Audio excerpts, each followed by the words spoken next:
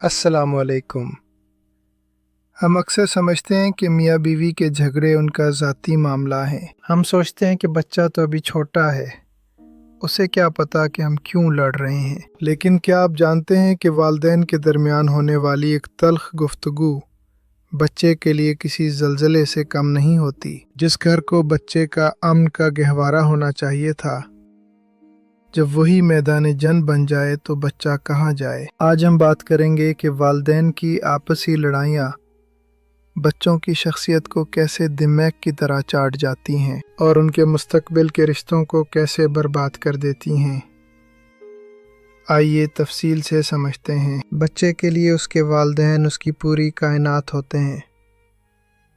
वो उनके साए में ख़ुद को महफूज समझता है। जब वो अपनी कायनात के दो सतूनों को आपस में टकराते हुए देखता है तो उसका एहसास तहफ़्फ़ुज़ ख़त्म हो जाता है। तहक़ीक़ बताती है कि जिन घरों में वालिदैन अक्सर लड़ते हैं, वहाँ बच्चों के दिमाग में वही कीमियाई तब्दीलियाँ आती हैं जो एक जंगी इलाके में रहने वाले सिपाहियों के दिमाग में होती हैं। वो बच्चा हर वक्त अलर्ट रहता है कि पता नहीं अब कब धमाका हो जाए। ऐसे माहौल में बच्चा ज़हनी सुकून से महरूम हो जाता है और उसकी नशोनुमा रुक जाती है। वालिदैन के झगड़े बच्चों में ये 3 बड़ी बीमारियां पैदा करते हैं। नंबर 1, एहसास जुर्म। छोटा बच्चा अक्सर ये समझता है कि शायद मेरी वजह से अम्मी अबू लड़ रहे हैं। वो खुद को हर बुराई का जिम्मेदार मानने लगता है। ये बोझ उसकी नन्ही जान के लिए बहुत ज़्यादा होता है। दूसरा, रिश्तों से बेजारी। ऐसा बच्चा बड़ा होकर शादी और रिश्तों से डरने लगता है। उसे लगता है कि हर रिश्ता सिर्फ तकलीफ़ और लड़ाई का नाम है। वो मोहब्बत पर यकीन खो देता है। तीसरा, तालीमी और समाजी तनज़्ज़ुली। घर के तनाव की वजह से बच्चा पढ़ाई पर तवज्जो नहीं दे पाता और उसका रवैया स्कूल में जारहाना या हद से ज़्यादा खामोश हो जाता है। उसकी खुद एतमादी ख़त्म हो जाती है। मियाँ बीवी में इख्तलाफ होना फितरी है, लेकिन उसे हल करने का तरीका क्या होना चाहिए?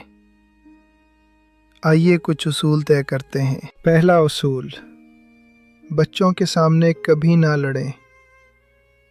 अगर बहस लंबी हो रही है तो उसे बच्चों की गैर मौजूदगी तक मुलतवी कर दें। बच्चे को मखबर या जज ना बनाएं।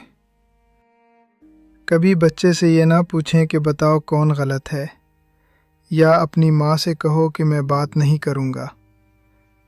इसे अपने झगड़ों का मोहरा ना बनाएं। अगर कभी बच्चों के सामने तल्ख कलामी हो जाए तो उनके सामने सुलह भी करें, ताकि उन्हें पता चले कि इख्तलाफ ख़त्म करना भी एक फ़न है। आपके बच्चे को एक आलीशान घर से ज़्यादा एक पुरसुकून घर की ज़रूरत है।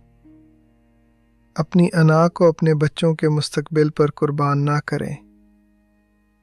उन्हें एक ऐसा बचपन दें जिसकी यादें उन्हें मुस्कुराने पर मजबूर करें, ना कि सहम जाने पर।